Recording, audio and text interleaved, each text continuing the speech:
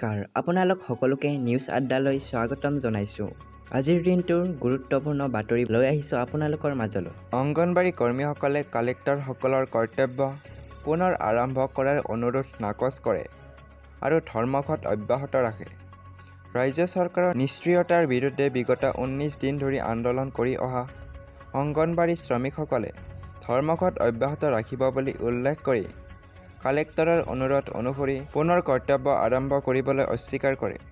বহু জিলা কালেক্টৰে প্ৰতিবাদী শ্ৰমিকসকলৰ সৈতে আলোচনাত মিলিত হৈ তেওঁলোকৰ আহ্বান জনাই ধৰ্মঘট বন্ধ কৰক।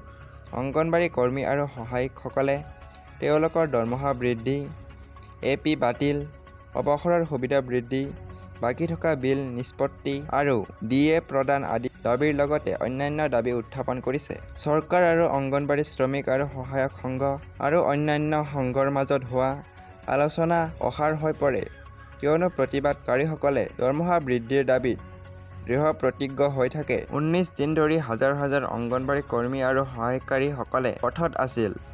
চৰকাৰে তেওঁলোকৰ দাবীৰ প্ৰতি উদাসীন। চৰকাৰে তেওঁলোকৰ আঁচনি ৰূপায়ণৰ বাবে তেওঁলোকৰ সেৱা ব্যৱহাৰ কৰি আছে।